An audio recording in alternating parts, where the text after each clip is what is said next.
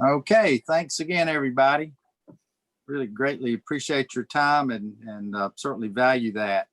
I tell you, our last meeting was robust. It really was. We had a lot of good dialogue, a lot of good conversation, a lot of good feedback, many emails coming in after the session ended, a lot of very thoughtful comments and observations and so forth. So I think we're on our way here to a pretty good conclusion. I think we got a little bit more to digest, a little bit more to learn, and I think today's going to be a big day, actually. So, Wayne, I pulled up your agenda here, and I always like to go over what our, I guess you'd say, questions of the day are, but they didn't print out very well. So I'm going to ask you to go over that and just make sure we know where this train is moving during this session and what your expectations are for us to move this forward. This is our second meeting in December. Again, thank you for your time and your efforts, and but mainly your time. It's certainly a sacred commodity these days, and I just thank you for giving your town and me and our staff your involvement. It really does mean a lot to us, and I think it'll help us get to a better place on this pretty important topic that we're dealing with. So with that, I will turn it over to you, Wayne. Thank you very much, Mayor. And I'm kind of going to morph my overview of our questions on our agenda today into my item number 2 about the status of the committee and where do we go from today. Today's agenda, we're going to cover land use, and the questions that I've put on the agenda are, do our current land use planning efforts support a variety of housing types? What alternate patterns could we consider? Multifamily, higher density single family, tiny homes, backyard apartments. What does NIMBYism do to us? And those of you who are not familiar with what a NIMBY is, that's where folks jump up and say, not in my backyard. Do infrastructure issues hamper our goals, such as traffic, schools? And do our current zoning processes hurt or hinder varying housing types? And then Roger Walden, who is our consultant with Clarion, is going to go over a little bit again about what a comprehensive housing plan might entail. And I think it's good for Roger to kind of wrap us up today, because where do we go from here? Well, one, I hope after Roger and I give our presentations, we will continue the robust discussion that we started at the last meeting. And I do want to apologize for cutting everyone off. That's a glitch that we've fixed, but that won't happen again. We learned our lesson on how Zoom works. So we won't be cut off. But as the mayor mentioned, we have gotten a lot of emails, and we have had a lot of follow-up discussion and answering of questions with each of the committee members.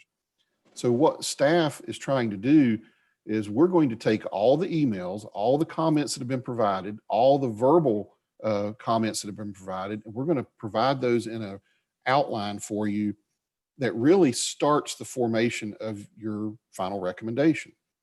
I intend to provide that outline to you over the Christmas holidays so you can start taking a look at it. And we're tentatively setting our next meeting for Tuesday, January the 5th. And at that meeting, we hope to start going over the final outline, the final recommendations of what might be sent to the town board. If we choose to make a recommendation at the June 5th meeting, that's great. If we need more discussion and more time, our final meeting, if necessary, is going to be scheduled on January 28th. So we told you we were going to try to keep it to 6 meetings, and that's what we're going to try to do, is keep it to 6 meetings. And, I think we've gotten a lot of good feedback and where we go from here. So if there's any questions on where we go from here, I'll be glad to answer those. And otherwise, I'm going to jump into the land use. But are there any questions thus far? All right. Well, I will jump into the land use part of it. And let's see. Share my screen. And, okay. Does everybody see land use and housing? Yes. Good deal. Okay.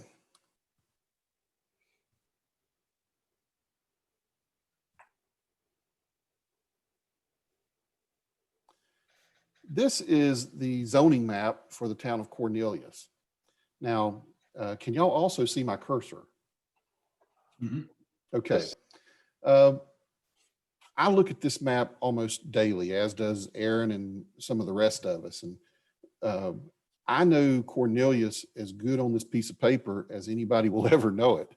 Now, I've driven most places and looked at most properties, but there's still probably a few. But I can probably tell you as much detail on this map about every property in Cornelius. And sometimes I feel bad that I know it better from sitting in this chair than I do from out on the ground. But the critical way that we kind of look at Cornelius and how the planners look at it, if you follow my cursor, this is 115, and it's kind of a horseshoe that comes around. Here's Town Hall, and it comes around Catawba, crosses the interstate, comes around West Catawba, and then comes all the way back down to Sam Fur right here. So we've got this horseshoe, and a lot of how we do our planning is around this horseshoe. We have the rural area over on the east side. We have our town center up in this area here.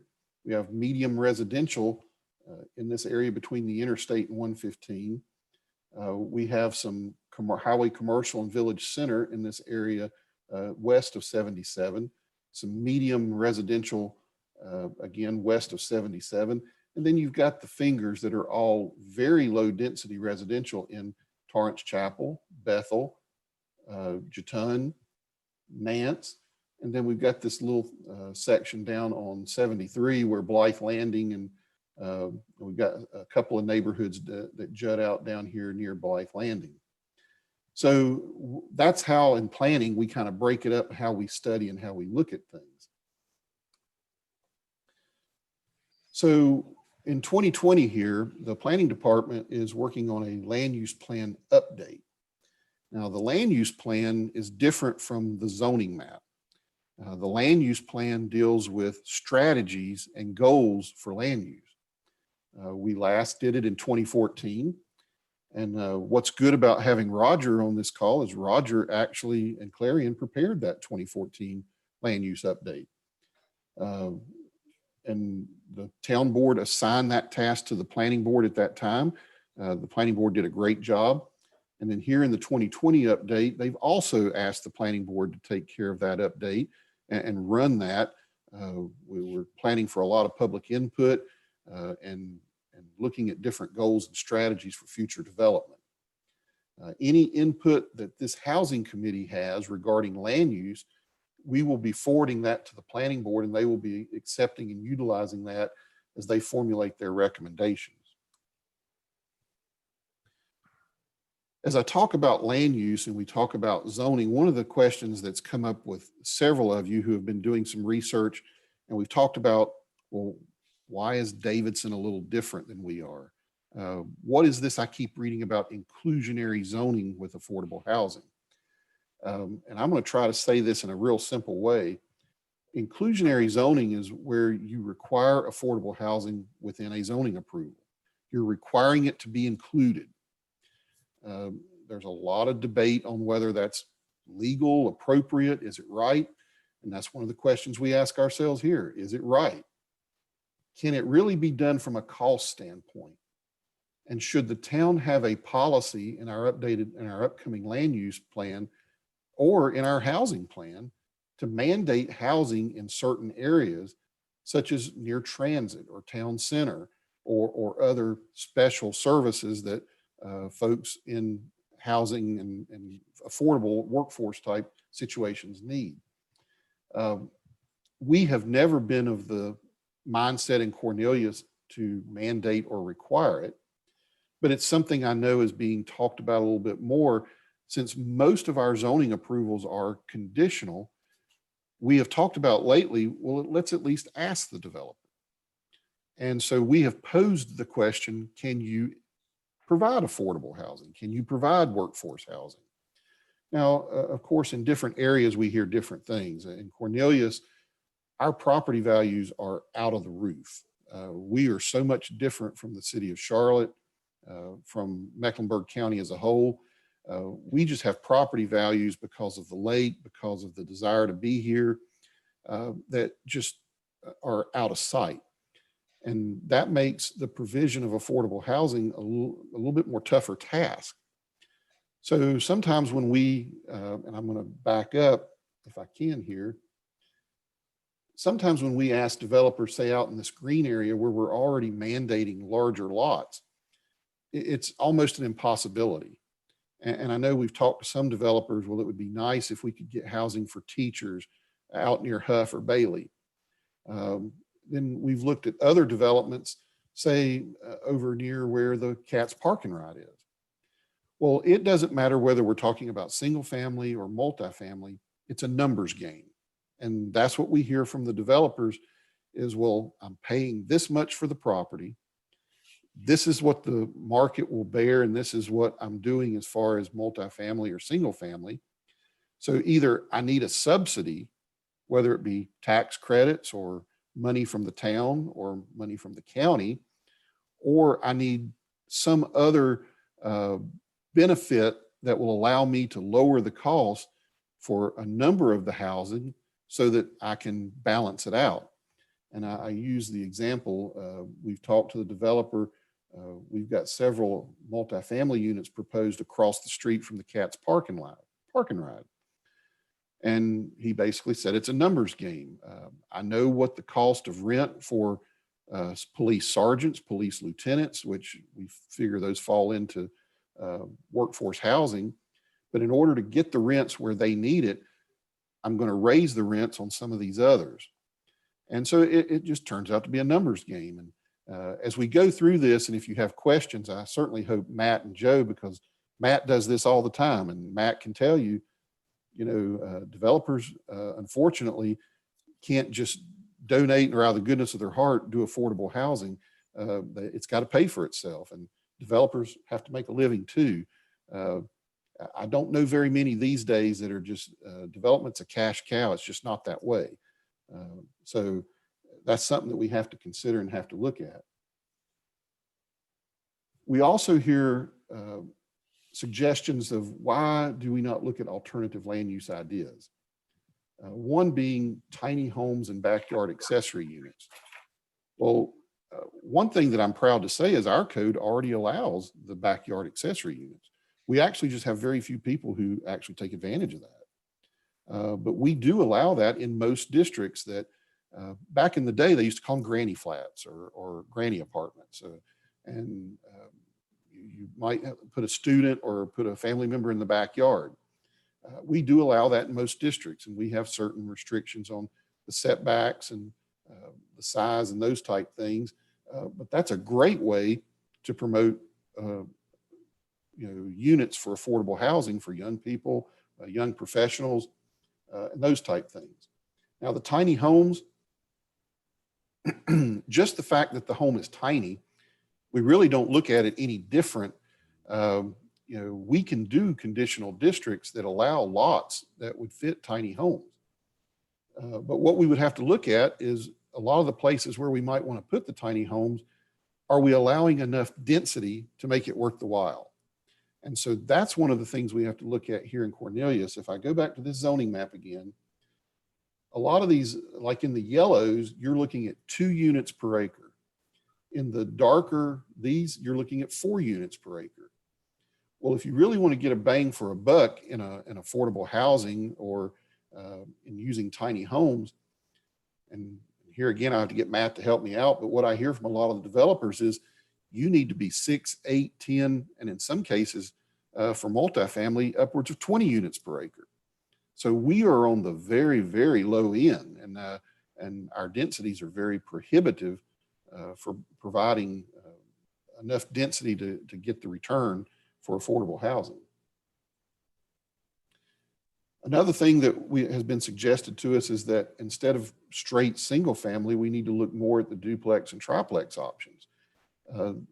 Davidson does this quite a bit, but these are options for affordable housing that are, we don't put duplexes, we consider them separately from multifamily. And so that is something we could certainly look at. We've also been asked to look at the current and future supply of age-restricted homes, independent and assisted living options. The baby boomers are taking over, and they want to move out of the big homes. They don't want to take care of their yards anymore. This is a segment of the population that I have been a major proponent of. And those of you who are on the planning board or on the town board have heard me preach this for a number of years. The folks, the baby boomers that are moving up, these are the folks that are our Rotarians, our Kiwanis. They volunteered in the schools for all these numbers of years. They have the disposable income. We don't want them going to Huntersville. We don't want them going to Davidson or elsewhere. We need to keep them here, keep that pool of knowledge, keep that pool of disposable income. So we certainly need to provide alternatives for independent living, assisted living, and different age-restricted options, whether it be single-family homes or apartments. Now, we get a lot of those proposals, such as Bailey's Glen, Bailey Forest. We've got an independent coming in at Alexander Farm. These are all supported by the market, but not everybody can do it. We can't overload the town with this type of housing, but we certainly need to make sure that we consider it in the right way. When we talked about the Smithville redevelopment plan, we talked about a population with an average age over 70, where they might want some age-restricted housing to be able to stay in the neighborhood. So those are some alternative land use ideas that have popped up. We have also had comments about our zoning approval process. Currently, overwhelming majority of uses in Cornelius require town board approval. And that's just the Cornelius way. That's what we have been since well before I was here. That's probably a 20 to 30 year policy. The town board approval process is normally a 4 to 6 month process. Now, there's two sides to that story. What you hear from a lot of residents and citizens, and I'm going to use that NIMBY word, folks who don't want development in their backyard because I was here first, and my children have played in that open field, even though I don't own it, even though I don't know who owns it. I don't want people building on it. We get a lot of that. So they want the town board to review these. And what I hear from a lot of them is, we know the town has a good solid code, and it's much more restrictive than most codes that you'll find in other towns. But we like the political process because we can add on to that. Even though our code is good, we can basically add on to that, and we think that's a good thing. But unfortunately, what you hear from folks who are in the process of trying to provide housing, whether it be affordable or whether it be middle-class housing, I know Susan has mentioned many times, we just don't have a product in that 200 to 500,000 category. And it's because of our zoning rules, we're adding so much, the homes end up going 700,000 to 1 million just to get the return. And people want to be in Cornelius so bad, they're paying that. But it's leaving a void in that middle category. I hate that we're talking about affordable housing and saying we need $200,000 to $500,000 homes. That's certainly not affordable in my book, but that's a segment that needs housing, and we don't have enough of it there either. But many developers choose to pass on Cornelius because they simply do not want to go through an unpredictable process, because they can go to other jurisdictions and go through a predictable process. So our review process is often viewed as a barrier to affordable housing. Most neighbors like our current process. They believe it is protective and it allows their voices to be heard. Landowners often feel caught in the middle. They want to sell their land. They know that their neighbors maybe sold their land at 6, 8, 10 units per acre, but now they're being told, well, you can only do 2 to 4. They don't want to upset neighbors, but now it's time to retire and they feel caught in the middle. What do we do? You know, we have a right as well. We also deal with what we call the myths or the realities. And as y'all know, in this business, and like a lot of other business, a person's fear and their myth often becomes the reality. And that's what we have to deal with. There is a general fear of density. In general, people are afraid and have theories that more density automatically brings crime, automatically devalues my property. And that's not true, but that's a fear. We talked about the NIMBYism, not in my backyard. I agree with this concept, but it would be good anywhere but near me. We also hear a lot about traffic congestion. And I was talking to Dr. Mike this morning. You know, we wish we could always put out these public service statements that, unfortunately, in land use, you can't deny something based on traffic congestion because the law says it's the public's responsibility to provide adequate roads. So you can't hold up a development because of inadequate road infrastructure. But that's what the reality that we deal with. Almost everybody in our town has sat in congestion, has sat in traffic, and just feels like, you know, when I sit on West Catawba and I'm moving, 10 feet a minute, there should be no more development ever. And we should shut the door until this road.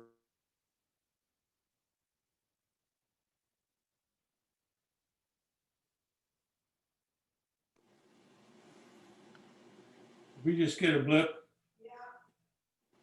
Yeah, I can't hear you, Wayne. I think he may have frozen. We just had a blip here where I am. Yeah, we had one too. Okay. In antiquity, I just heard a really loud pop. So Oh, wow. yeah, like really loud. Let me see if Oh, my. anybody else at town hall is. I'll be trying.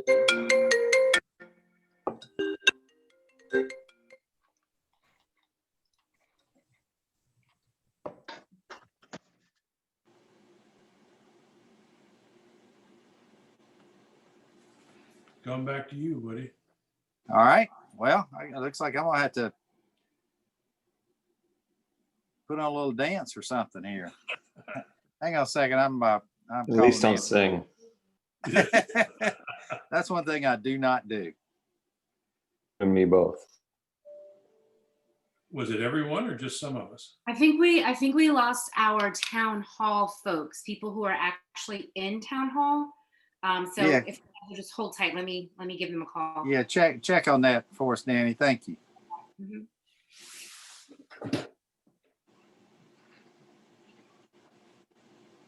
It sounded like a transformer pop. Yeah, had that happen at my house, and I guess it was a couple days ago, and everything shut down. That's what happens. So could be. Mayor, this is Roger Walden here speaking. Yeah, Roger. I'm next on the agenda, and Wayne and I had talked about this meeting and the fact that he was laying a lot of the groundwork about land use issues and what's actively under consideration, what the conditions are here in Cornelius, and then we talked about my presentation about what a housing plan might do to address the various issues that are in there.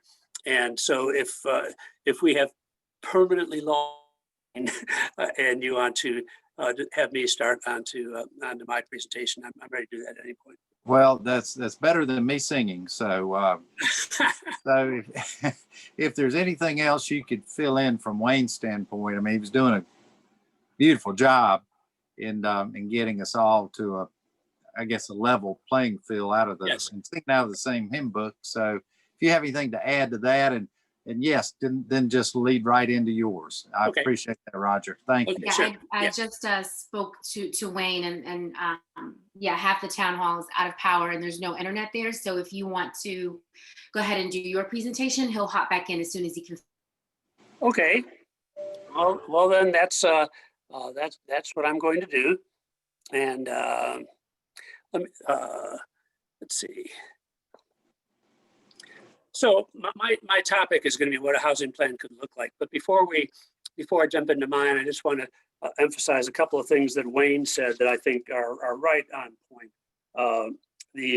And he was talking about what the approach to housing has been for in Cornelius so far, and what some of the various pulls and tugs and different interests are, and that our housing market here is way different than anybody else around us, and so that this plan is very timely. You might say that it's past time. We should have had one a while back, but there's a lot going on in the housing markets right now, and with the with people moving and working, and the transportation issues, the express lanes. I'm a resident in Cornelius. My daughter's in Charlotte, and so I take that express lane all the time, and I love how I pass all of the trucks on the road, but I feel a little bad about that. Anyway, there's a lot of things going on in Cornelius right now, and I thought that Wayne did a good job of touching on some of the main issues that are related to production of housing and cost of housing. So thank you, Wayne. I know that you can't hear me, but that was a great presentation.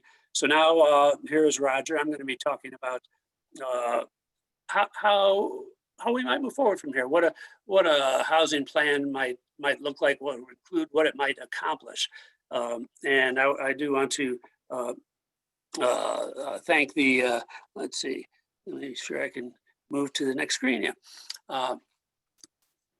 Discussions to date have been fabulous. Oh, I just really tip my hat to those of you who are on this committee and have been participating. Great comments and insight that you've been providing, and the both in the meetings and in correspondence thereafter. So tip my hat to all of you. My topics that I wanted to talk about today. First, and this is very, I think that is very important, and you'll hear this theme of mine throughout my presentation. We need to get this right for Cornelius, that there are housing initiatives, housing plans that are being done elsewhere in North Carolina, around the country, lots of strategies out there. We need to look at them all, but we need to make decisions about what's best for Cornelius. What do we want here, and then how can we achieve it? I'm going to talk about what can be accomplished with the housing plan.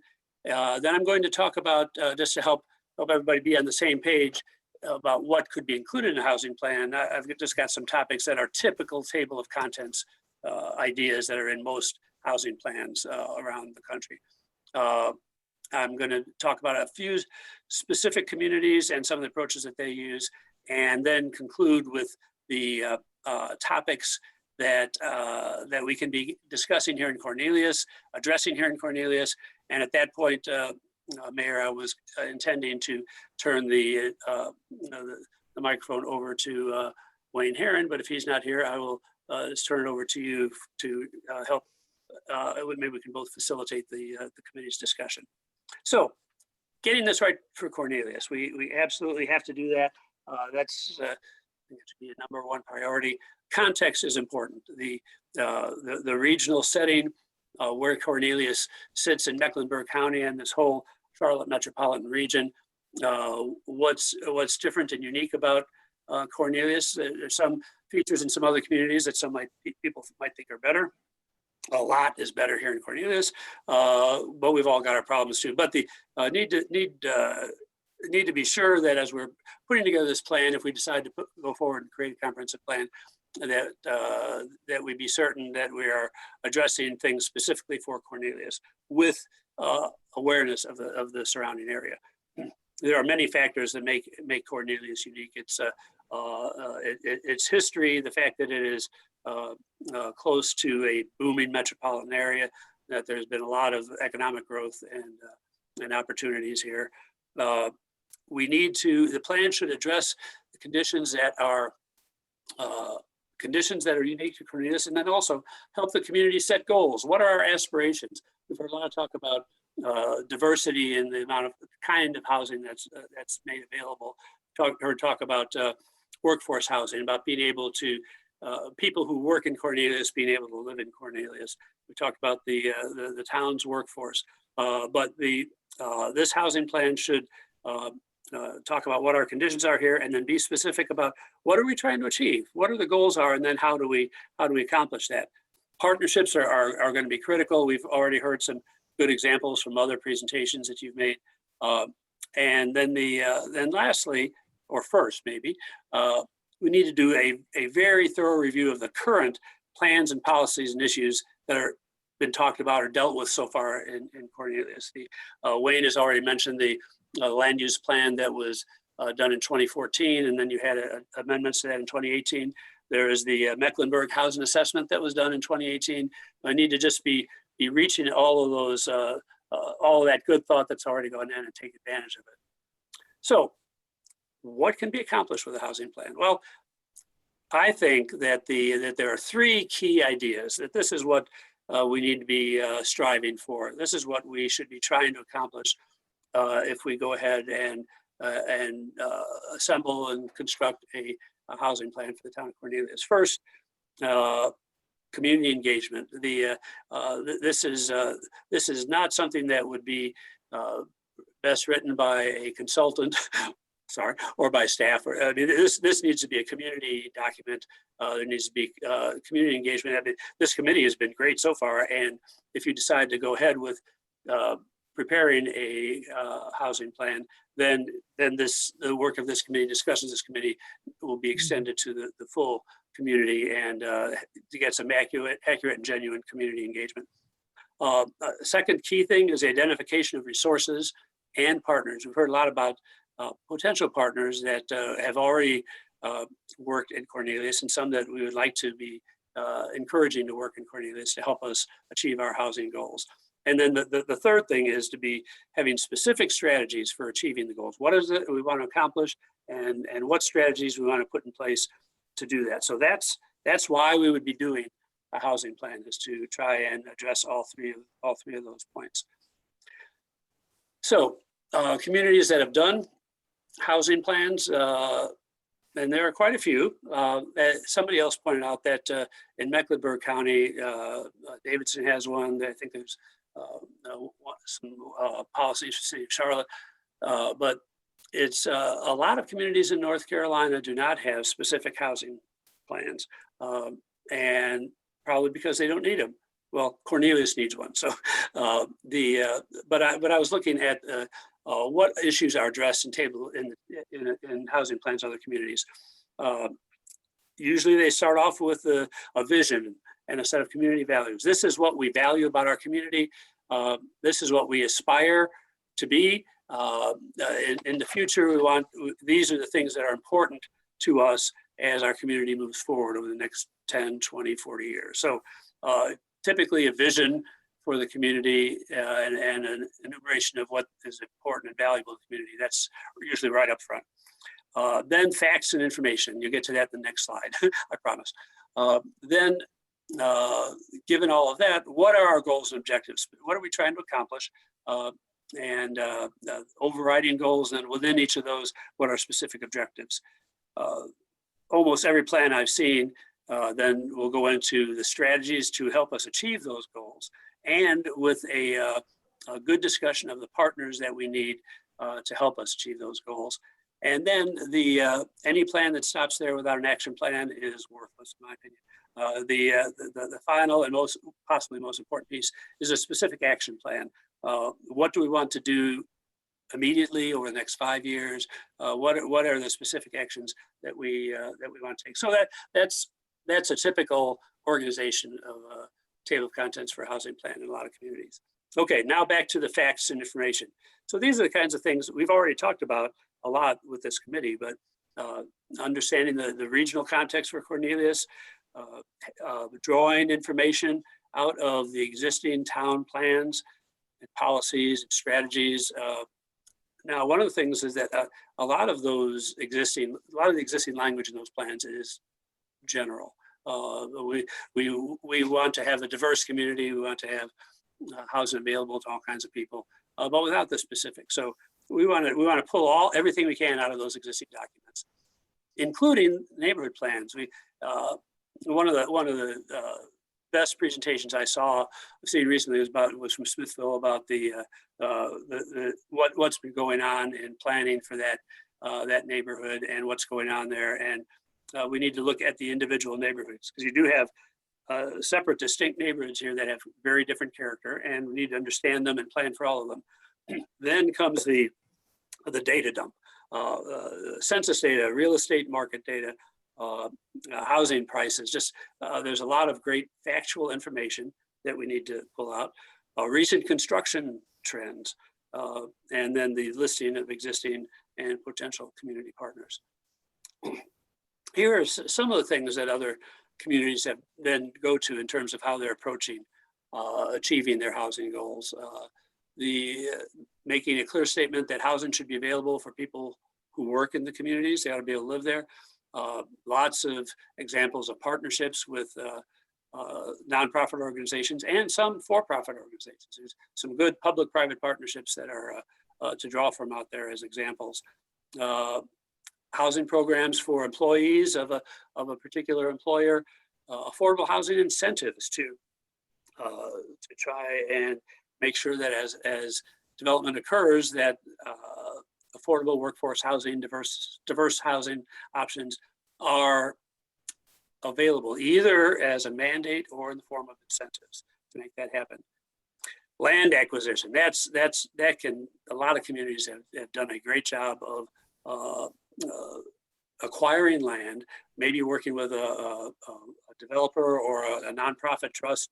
I know that several of you have heard about the Community Land Trust in Chapel Hill, where the land is acquired, and this Community Land Trust then will develop housing that meets the diversity and affordable housing goals of the community, and puts it in the form of a trust that makes it permanently affordable rather than just temporarily.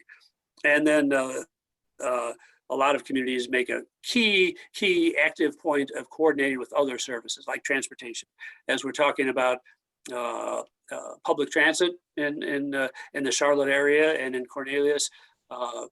That leads to some suggestions about where are the best locations for housing initiatives and so on. So that's the kind of thing that other communities have often done. I've already mentioned community engagement, and the following the work of this committee, once you're done, you make your recommendations to the town board. Hopefully you will not go away, that there's some mechanism for the committee to still be involved in this, but in helping to do the strategies and be involved in effective, authentic community engagement. What we should accomplish with community engagement is to try and forge consensus on community goals. Now, there's almost nothing that we will get 100% agreement on in the community. But with a lot of frank and candid and discussions, I think that we can be working to forge some community consensus about what we want to accomplish and how we're going to do it. The community engagement can help with enforce and help expand the connection that we have to community resources and getting all people involved in this, and then the partnership opportunities. So that's what I hope the community engagement could accomplish. The next step. So where do we go from here? Wayne has already talked about how this meeting and the next meeting working on a set of recommendations that the committee could make to the town board. And as you're talking about that, these are the items that you've been talking about so far, and that I would expect that you would want to include in that set of recommendations. What alternate housing patterns should be considered? You heard Wayne talk about accessory dwelling units or duplexes, or what are the small homes? What are some of those patterns that we think would be useful to Cornelius and that ought to be considered? Do we have infrastructure constraints that need attention? Are there transportation problems, employment location problems that need attention? Third one, Wayne already mentioned it. Do the zoning processes need adjustment? So there's a lot of work that could be done there. And so I think that one of the things this committee would want to do is decide, do we want to explore that? Do we want to recommend consideration of what needs to be adjusted in our processes to make all of this happen? And then what strategies are most appropriate for Cornelius? Are there zoning changes? Is it seeking grants? They're looking for foundation funding, down payment assistance. Some communities do employee stipends, things like accessory dwelling units. Do we want to, or do we want to, what about preservation? So some of our older communities that we don't want to lose the character of, what should we be doing to try and make that happen? So that's kind of what I did. I wanted to just mention when you were talking about the feedback that you got from one example of the feedback that really struck me was an email that came from Julie. I think that you had some very interesting and provocative questions in there that you sent to Wayne, and he shared with me about do we want this, and if so, what form should it take? Who should be involved in constructing this housing plan, and how would it be implemented? So there are lots of strategies out there, and one of the things this plan could do is to look at the array of possible strategies and then make some suggestions. So Wayne, you're not here, but Actually, we're back, Roger. And you are. Okay, well, that's great. That's great. So the taking all of this together, the key question is, what is important to you? You as members of the committee, you as members of the committee, you as the leadership of the committee. Of all of the things we've been talking about, what is it that's most important to you, and what would you most want to be seen addressed in these discussions that I hope will be coming on? So, Well, Roger, I'll stop there. I want to ask you a question before Yes, sir. we leave you, and just to get your thoughts. Okay. I was very supportive of this North Mecklenburg housing study that took place in 2018, as you noted. But I was supportive to get that done on a regional level, while it could dive deep into the individual issues, problems, concerns, impact and all that of each individual towns, because we're all different. It to me was important that we do that from a regional standpoint, because we're all connected. I mean, we're side by side, and most people don't know when they leave Cornelius and enter into Huntersville, nor do they care. So talk about the validity or lack thereof of doing a affordable housing plan, if you will, regionally versus, per town. Does that make any sense?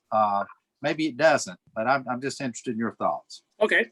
Well, I do have some, as you might have guessed. First, I was impressed by that 2018 housing assessment. I thought there's some great information in there. I think it was a very good idea and wise to look countywide, look larger, and pull that information together.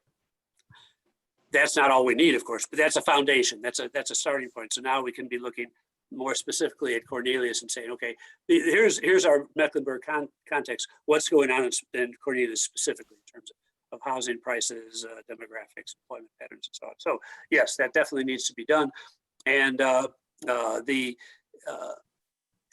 think it absolutely should be a plan for Cornelius, for the town of Cornelius, that you put together with attention to the regional context, and that discussion of what's going on in the areas immediately surrounding Cornelius. And well, of course, Davidson is being very aggressive about some of its strategies. How is that working, and looking at the edges of Cornelius? So to answer your question, I think the 2018 assessment was very valuable. We need to build on it and get in some facts for Cornelius.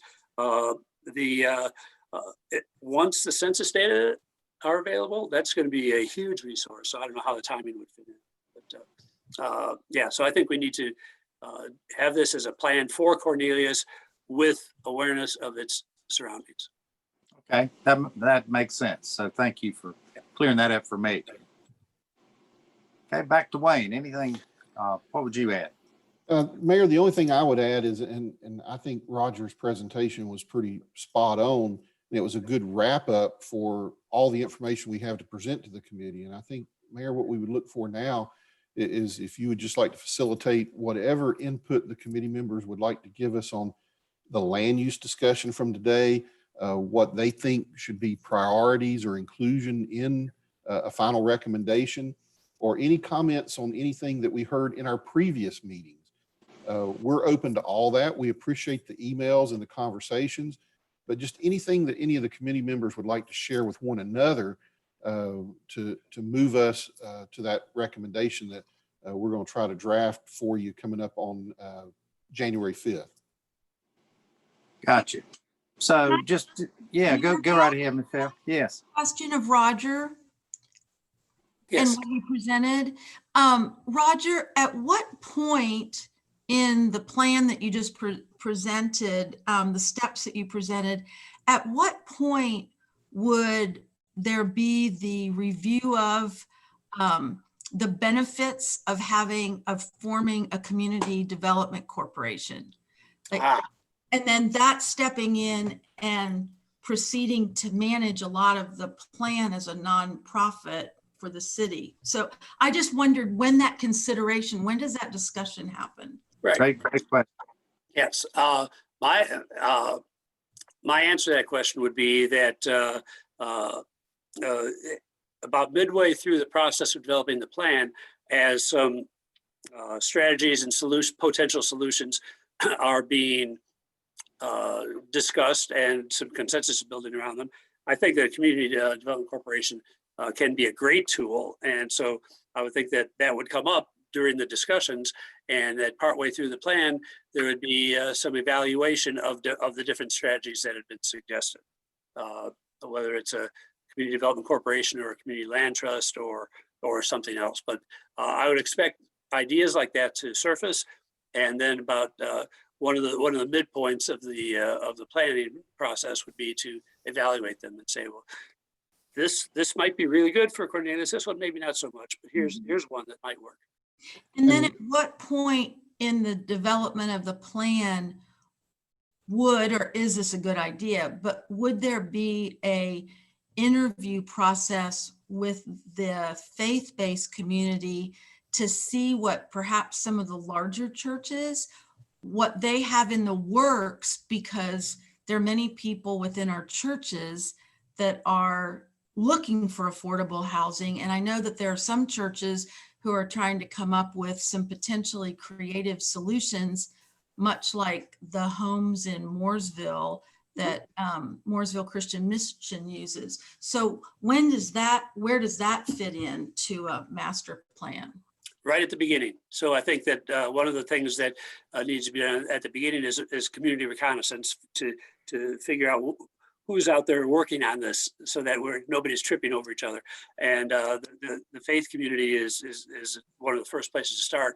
And so I think that that's part of the early reconnaissance in the plan is what are the organizations out there that have a vision or a mission or something that are working on this. So let's find out what those initiatives are and let's coordinate.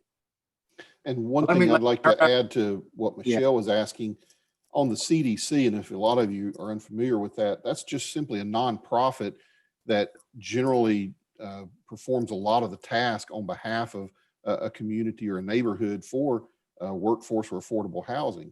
And one reason that a lot of communities work with the CDC, while we're doing a plan here, and I'm very proud of Cornelius and what we do, the private sector does a lot of this a lot better than what we can. And there's a lot less restrictions on the private sector. And so CDCs are really good tools and really good mechanisms to use in development of affordable housing. And I think that would take care of a lot of the questions that Michelle had. And also I got a very detailed email from George, and George is very familiar with some things that go on and how you develop affordable housing, not only here, but in other countries. And one of the things I relayed to George is we've got to look at the partnerships we have outside of town hall, and CDC is a great way to do that, just simply because the private sector has so much less restriction in implementing these type things than what we do. So as Roger said, it's a great tool that we can look at somewhere in the process, and I think we certainly should. Let me turn back to Pastor Jonathan. What would you have to add to all that?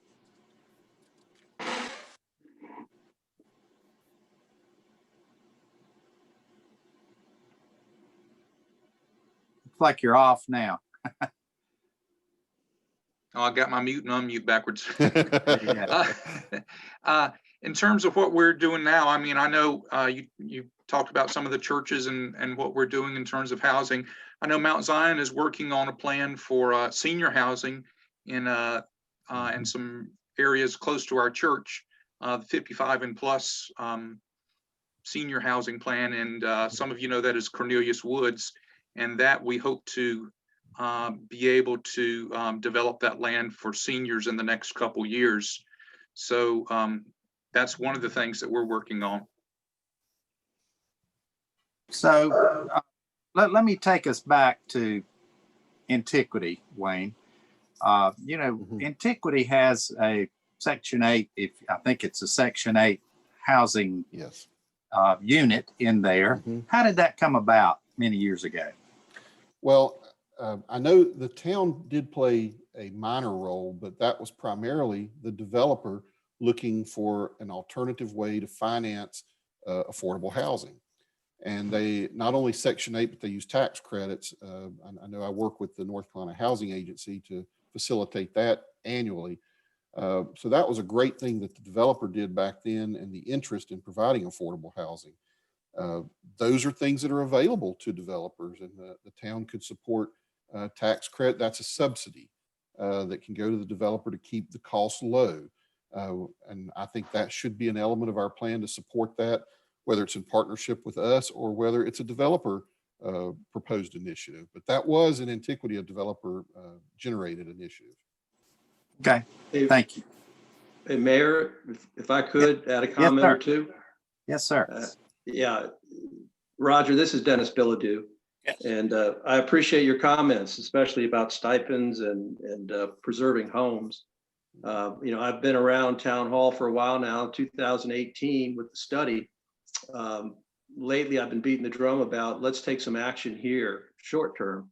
So I'm hopeful that we can take a look at this in the short term activity and then a longer term plan. And the mayor talks about regional view, that kind of thing sounds long term to me, or longer than certainly I'd like to see happen. And the point I want to make is that since 2018, I think we've done a lot of studying, a lot of planning, a lot of investigating. And I think it's time that we can take some steps, the next steps, as you say, to address items that we've had on our agenda for some time. So for example, it'd be a shame if we continue to study and we bypass Smithville. That Smithville has been really proactive. They've got a plan in motion, may need some assistance. And that's the type of short-term thing. If there's some way the town can help through land or just partnering with Smithville and making this happen in 2021. The second thing is stipends. You talk about our frontline first responders. We're a expensive dirt in our town and limited resources. So we've got to start somewhere. We've started with town staff with our patrol with some stipends that we had to spread over a number of years. It may be time to take another look at that to see if that's really effective, if that's really the way we need to go to address that particular item. So the two short-term items that I've been hearing about, that we've talked about for years now, has been, helping downtown Cornelius, the Smithville area, and that may extend even further, down Catawba Avenue. But then also assisting our first responders, having first responders and even teachers being able to afford to live in the town where they work. We can't solve for everybody, but if we could start with at least our first responders, those that are protecting our citizens and the teachers that we need desperately in our schools, I'm thinking that that's something as the budget process for the town comes up in the next few months, that if we could put our resources together to see what the town can do, that would be meaningful and effective. Well, let me follow up with that just a little bit, just to clarify it in my mind too. And I agree with Dennis. I'm ready to get on with some action. And action means investment into the topic here. And we have started that investment to a fairly minor degree as it relates to our policemen, but we're in the process of converting to a town full-time fire department. So certainly those are natural ones that make a lot of sense. And I think it will carry good support for what Dennis is talking about, and for the many of our other board members as well. But at what point do you invest other than buying land? Let's just take Smithville, for instance, and Ron Potts is out there. I think I saw him out in Zoom land a little bit ago. What's the right point to make an investment other than buying land in the Smithville project prior to them having their plan in place, their final plan in place? What's the right timing? I'm not being judgmental. I'm just asking. Well, one thing I'll add, Mayor, and then I'll let Roger add on to it. We've heard presentations throughout this process that the county sets aside a great deal of funding for affordable housing. Mm-hmm. And they want to spend it somewhere other than the city of Charlotte, because the city of Charlotte funds their program to a large extent. But the issue is the county puts their money in a couple of different places: Foundation for the Carolinas, the Housing Trust. Both of those entities, if we expect to get that funding to support Smithville or Meridian or any of our other neighborhoods that might want to look at a redevelopment plan, you're talking about ongoing many years in a row. And in order to tap into that for years to come, you got to have the plan.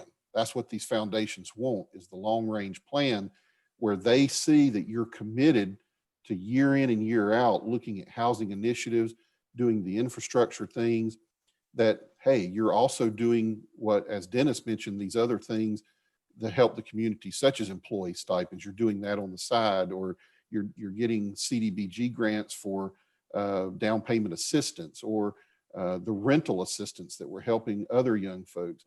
It's got to be a comprehensive thing where we're doing all those things, where they can look at your plan and say, well, you're pretty serious about this, so we're going to give you annual allotments and annual stipends from the foundation because we like your direction, we like where you're going. And so that's the difference in the short term of the things that we can kind of do now versus the long term of what the plan accomplishes for us in going to the foundation and going to the housing trust. Roger, did I say that right? And I'm gonna let you jump in.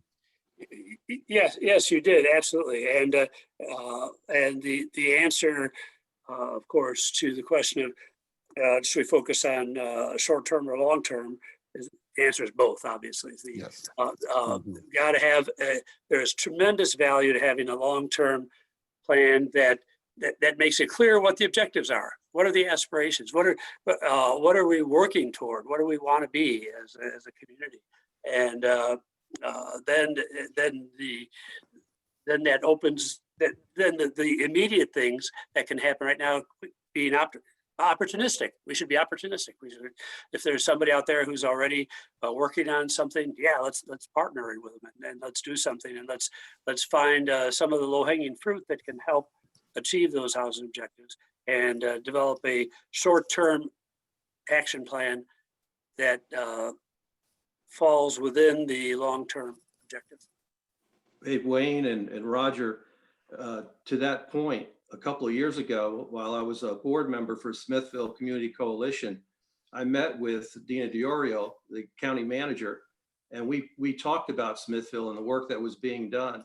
And she was very receptive to the point that's being made, that they'd like to spend some money in the county outside of Charlotte.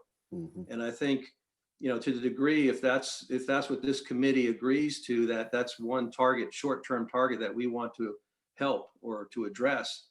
Again, Ron Potts being here with us on this committee could probably guide us into how we interact with the Smithville community. But also it's the type of activity that I think that the county manager and the county is ready for. And to Wayne's point, we can do things in the short and long term with a bigger plan, but with limited resources and a budget plan coming up, perhaps that's an action item that we could have as a next step, just to move forward. Wouldn't it be wonderful to have an early win as part of this? Yeah. plan? Well, let me just ask a sort of blunt question. Will the county or should the town contribute to that sort of piecemeal without a plan in place or not? Not judgmental against, just a question to throw out there. So I'd love to hear from committee members. Michelle, how about you reacting to that for me? I just think the need is great enough that being able to communicate that we're working on some short-term solutions Right. and a long-range plan would be very good.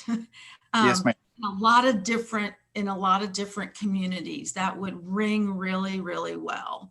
That's all I really have to say. That's perfect. Okay, I'm calling on people now. George, wake up, buddy. I know you get all this. So how do you feel about that? What are your thoughts? Yeah, I'm right on there. We need help. We can't do it all by ourselves. This is a bigger problem than just what we can figure out. We're all great minds here on this phone and this call, but the cash is king, as you know. And anytime we can get some help from others, that's definitely what we need to do. Yeah. Well, I just don't think we'll ever get where we need to get to on this topic without the major bucks flowing into it. And I think they're out there. I really do. Mhm. I mean, I've done a great deal of fundraising, as most of you folks know, related to lots of topics, but including the Kane Center. What people will tell you right now, there are two hot buttons in corporate America. It's affordable housing and racial equality. If you've got a project that's directly impacted or related to those two topics, you got a pretty good shot at corporate America. But other than that, it's not out of the question, but it becomes a little tough. So I think the iron is hot for that. And I wish we had a very detailed, thorough plan in place to hand to folks and say, look where we're headed here. And I think it would make such a huge difference. So Roger, how long does it take to do a, first class plan that'll make a difference? How long does that take? Tough. Lots of answers to that question, but if it weren't for the immediacy factor, if we're just saying, okay, we're going to do this by the rational method, we're going to gather information, we're going to communicate with the community, we're going to develop alternatives, choose between them, and then I would say a year for that. Then on the other end of the spectrum, there's let's put together a game plan and make it clear what our goals are. You still need to have the community engagement. You can take it out in the community and get some community buy-in for something like that. But something that doesn't address everything, but gets the ball rolling and allows for some immediate action, maybe 3 months to, as a preliminary early version of what the final plan is going to be. Gotcha. All right, that's helpful. Let's see. Let me get some thoughts from let's see. Yeah, who this is else. Ryan from Habitat. Yeah, Ryan. Had just a quick couple of notes and thoughts that I've been chewing on a little bit. As a developer that also fundraises, something that can really help us is understanding the total length of project cost. That really helps us go to corporate sponsors and say, hey, affordable housing and racial equity, boom, we're at the intersection of it both. And so I think whatever planning we can do going forward, Wayne, in your presentation, I was looking at the notes of how long the permitting process is and how long the reviews take. And I know something that's been really helpful down in Charlotte is their expedited review process. That's something that is frankly a hefty price tag for developers to pay in Charlotte to get that fast-tracked card, but affordable housing development gets the expedited review.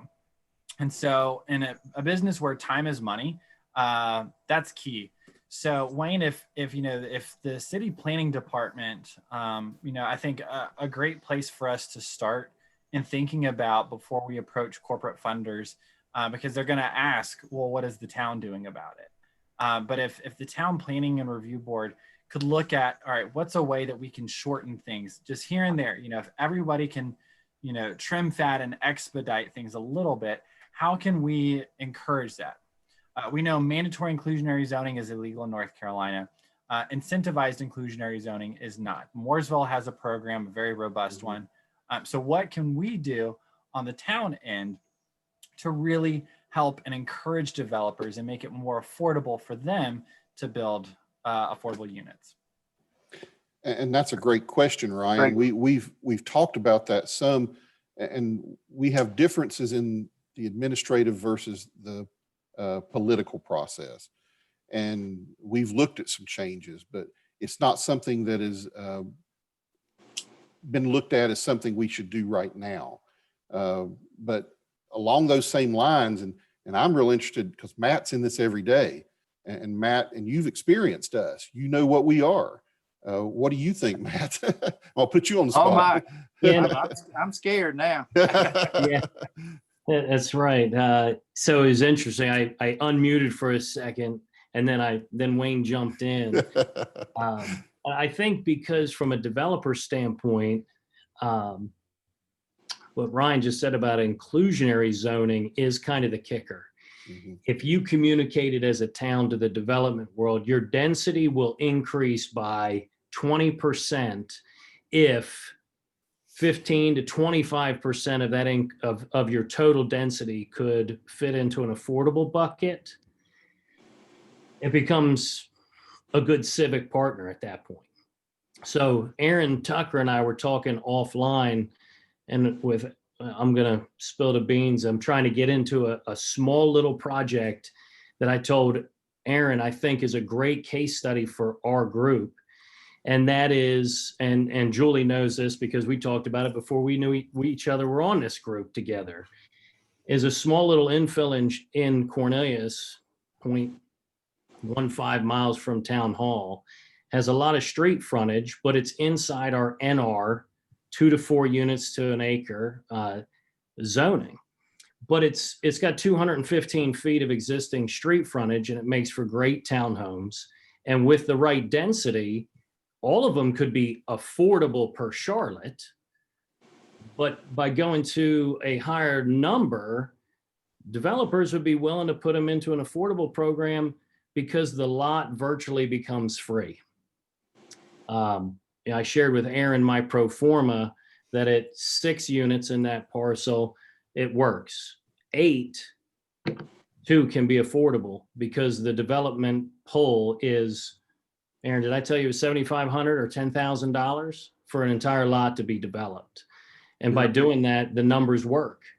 And if you could pull what Ryan said is inclusionary zoning with a willingness for developers to do it, but when, Wayne, I mean, you said it earlier, right? It's a numbers game. If the underlying number that they run their pro forma on makes sense and makes them the return that they need to get, then the overage in that density it's a great thing to have in the right places. The green area that you showed on the map earlier, Wayne, just doesn't make a ton of sense. Yeah. Just doesn't. But for those that you know, we went through this Washington Potts rezoning about a year ago, started about a year ago, finished in February. And we had 2 pockets of townhomes on either side. And Wayne, you can correct me if I'm wrong, but I think that little pocket of townhomes in Glen Ridge was almost 8 units of the acre of their townhomes. The Oakhurst one with condos, apartments, and townhomes was like 7 or 8. But because we were in the NR, we were 2 to 4. Nothing we could do about it. It was what it was. So they could be much more affordable if we were double the density. But that just wasn't in the cards for that rezoning. So I don't know, Wayne, did that answer you? Put me on the spot? The only other thing, you or Julie or anybody, is our process. Yeah. You know, any comments on our process? And I try to be very in the middle because I get both sides, but just want to maybe get your take. Politically, the process, most of our stuff, if we want more density, is going to be a rezoning. I don't think you can expedite that process because there will be people that will feel like they weren't heard or they were overrode, if you will, if you expedited the rezoning process. So I think the political side of it, where the board's making a decision, you can't touch that, because I think that's a good process, even if I'm on the slow side of it. I think once the board has said, we want this, then I think if the town and particularly the county with the stormwater, it is such a slow process. Yep. For example, we were rezoned first week of February. Now COVID messed us up, but first week of February, we just got our final sign off on CDs earlier this month. And that was NCDOT was the last piece of the pie. And so that takes a long time, and, you know, 150 grand in construction drawings, engineers, and other work, that if we were able to expedite that, that's a lot of savings. Not the political side, but the post-decision side, I think that would be a huge win. That's great input. And I think that's something that we could start a discussion with Louisa. And I'm sure other communities would love to have an expedited process as well.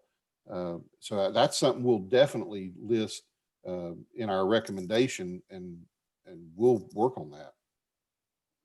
So moving around to our chairman of our planning board, Keith Eicher.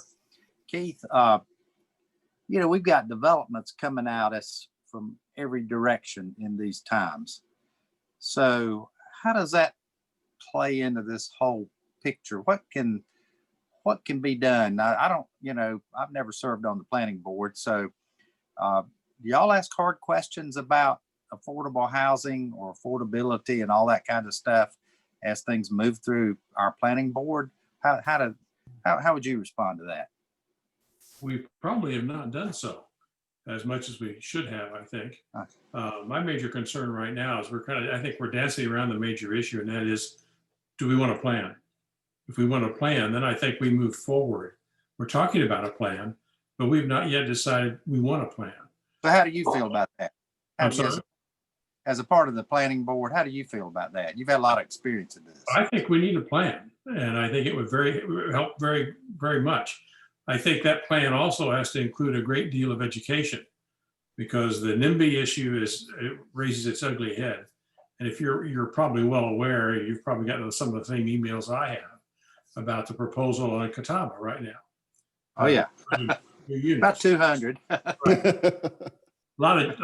told Wayne the other day, we got a lot of junk mail, but this is a junker site. But there are folks there that who don't want any of that. And part of their reasoning, where I think the education comes in, is that they're concerned that it's going to bring the riffraff, the crime, the drugs, all of that into the area. And I think we've got to change that whole mentality and whole thinking process if we're going to do something to accommodate those who work in the community and want to live in the community in terms of affordable housing, and need to make more issues when we get these large developments. Well, Ronnie, I think Ronnie Potts, I think you're faced with that a little bit too in Smithville, aren't you? Correct. trying to get people involved in the whole process. Yeah. Um, Or the- bringing people into your community that will bring the bad stuff. You know, when you build out and get bigger. Well, I don't think that's so much the concern. But the problem is we do need to acquire some of this vacant land that we do have. Yep. And I know my neighbors, just like me, we're getting letters all the time from investors who want to buy our property. Eventually, some of these descendants of ours are going to start selling that property. And before long, we'll have lost control of the Smithfield plan. So I say let's do some land acquisition so that we can start the Smithfield plan. Got you. That's good feedback. I knew you'd say that though. I tell you, But I get it. Okay. Mayor Washington, if I get could speak to the NIMBYism component, Yes, sir. and I'll Yes, sir.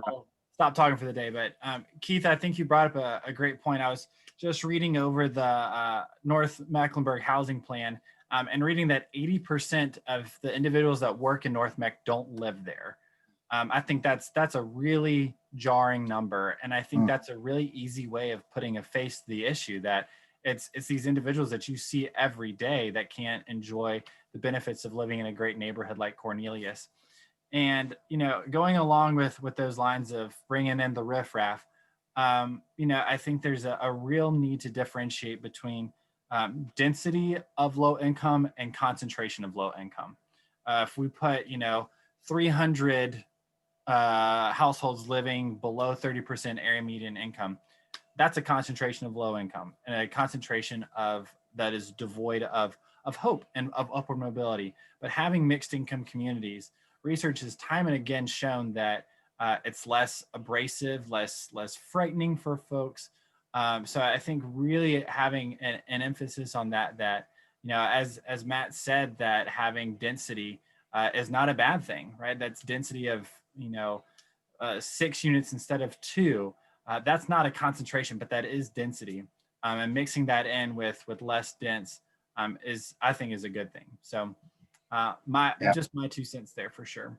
Well, I think you ripped the Band-Aid off of a couple of things. And, you know, therein lies, you know, the reason that this is a Cornelius housing study. You know, that's exactly right. Because I think if you do concentrate it, you're going to compact, you know, many of the things that are not good. So good feedback. Let's see who we're missing out there. I can only see so many of you on my screen here. So anybody else have any feedback? Todd Little, what are you thinking? What Hey. I sent you a text, Woody. What are they doing with that land over there where Old Mecklenburg Brewery was supposed to go or is going, or what is the deal with that? Well, there's stuff going on, but I'm going to let Wayne answer that, so it will be answered appropriately right now. So I know the answer. I'll say too much. And I think probably the only thing that I'm allowed to say at this point is that Old Mecklenburg and its owner, John Marino, they are looking at a different development plan than what they started with. I think they are trying to put some things together that could include maybe some senior housing and some different types of housing for different populations, as well as we're hoping a larger business area. So they're going through some motions themselves, as we've talked about here, to see if they can make the numbers work. Also to try to make the traffic work. And they're trying to do that in coordination with Antiquity, because Antiquity is a big, they're the neighbor. You know, we want to make sure it works with Antiquity. So they're trying to make sure everything works before they file an application. I think you'll see them coming before our town's pre-development committee here very soon, and they'll unveil their plan, but they're working on something. It's hard to believe, but that track through there includes what I've always called, you probably remember it too, the old dump, Todd. Yeah. The old dump properties back in there. Mm-hmm. you know, if you add all that up, and maybe it includes some of Joe Roy's property, I'm not sure, but it's about 23 acres. Isn't that right, Wayne? Yes, sir. That's a lot of land in downtown Cornelius, 23 acres. And if we miss some opportunities of checking the box just a little bit on affordable housing in a development that is that big, and yes, there's housing involved with it, and they've addressed these road issues pretty well. If they take our feedback and when we see some final plans, I think Antiquity will be tickled about that. But you know, that's a lot of property, and so it's an opportunity. It's one of those opportunities to get some things right. But you know, without a plan, we don't have much to give them a roadmap on. Right. I mean, I think it would be great if we could incorporate some affordable housing into that community. And I guess with the grant money that we are talking about, that would assist them. It wouldn't be as much of a, I guess they look at it as a losing opportunity where it would come out to where it breaks even for them. I don't know. I mean, that is a lot of land. So I think it's something we need to definitely look at. Well, it's way more to come on that. So, and it's not too far out in the future. Okay. Who else is out there I'm missing that might be? Well, I had a question. Yes. And this was something, as Matt and I were discussing, there may be some obstacles, like there are certain conditions for buffers and walls that might be a little prohibitive or obstacles in development. Again, I'm not a developer, but you know, maybe can those be revisited or revised? Well, you know, the town board can approve anything they want to, pretty much. Isn't that right, Wayne? I know that's what you say, right? Yes, sir. Most anything. Pretty much, unless it's state statute that overrides and overrules. So, you know, I don't know that we would want to alter our code per se, but can we make exceptions? Yes. And we do make exceptions as long as they make sense. So I'll leave it at that, and Wayne probably add to that. No, I think that's a very succinct way to put it. I think if you're proposing a development and say you believe that it would address affordable workforce housing and the buffers in the way, that's something you can ask to be modified. Now, I think a lot of times how you apply buffers and how you apply density, it depends on where you're at in town. I think Matt can tell you over in Washing Pots, he probably would have never got by with getting rid of that buffer in 100 years. But maybe in other areas, I think some of the neighbors would say, oh, well, hey, you're doing a good thing. And maybe that buffer, you know, I don't want a wall between neighbors. I want to be able to wave at my neighbor and say hello. So a lot of people look at it differently. Right. Hey, Mayor. If I can, yes, Susan. I was getting ready to call on you. Right. So it's kind of funny, and I agree with Keith as far as, you know, we haven't really addressed whether we do or whether we don't. I think that a plan is absolutely needed and required for us to do this. And the question that you had asked to Keith was in regards to the planning board, and do we consider affordability? And we really don't have a platform to do that at this point in time, because there's not really a plan in place for us to consider those things. So I think that if we had a plan, and then going back to your point about should the town put some money towards things, if we had a plan, a strategic plan, not only in the short term, but also in the long term, then we could identify places to at least short term put that money that will then help achieve the overall long-term plan. But if we don't have that in place, we could certainly throw money to this or to that, but it's not going to be strategic, and it's not going to help us to get where we want to go as a town from an affordability perspective. So you know, and what Ryan had said as far as, you know, 80% do not actually live in the county. One thing I'll just throw out there is sometimes people don't want to live in the county. Sometimes they want to live, you know, more in a rural setting. So don't always use that as a basis to say we need to include people and create more, but really truly assess what the true needs are. And then finally, if we develop this plan, then going back to what you guys were talking about as far as not in my backyard, I think that it's kind of like kind of the whole concept, if you build it, they will come. If we at least provide that information to show strategically where we're going, then it will help to offset some of those fears and concerns, because right now you don't have a strategic vision for where we're going. And people get scared of the unknown. So I think that certainly will help that as well. Exactly. So following up on that, Sean Herndon, I think you're out there somewhere. How do you feel about the process, the planning board? You've observed us in about every category along your way that you've been here in town. So what's your feelings about all that and the plan, or not? You out there, Sean?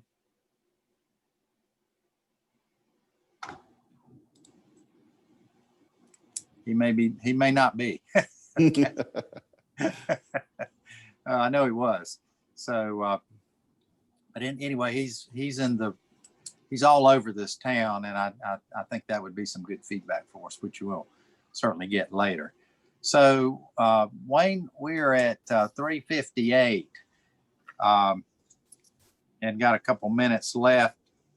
What do we need to do to wrap up to get some dialogue going and take us to some action in the next couple of meetings?